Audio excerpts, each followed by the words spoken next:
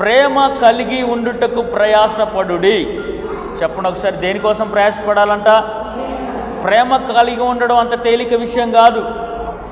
భర్తను ప్రేమించడం అంత తేలిక విషయం కాదు.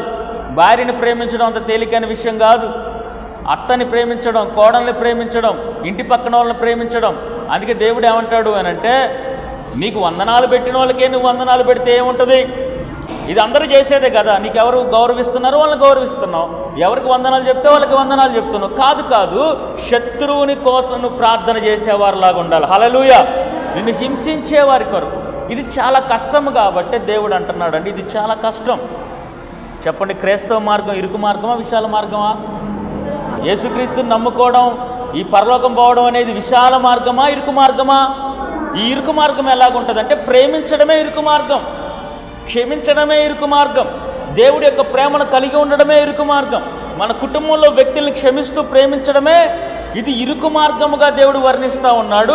కాబట్టి ప్రేమ కలిగి ఉండుటకు ప్రయాసపడము. స్తోత్రం కలుగునుగాక. ఆ ప్రేమ నువ్వు ఎంత కలిగి ఉంటావో పరలోక రాజ్యంలో వాక్యం చెప్తా ఉందండి, నువ్వేం విత్తుతావో అదే కోస్తావు. ఆ ప్రేమను బట్టే సౌలు పౌలుగా మార్చబడ్డాడు.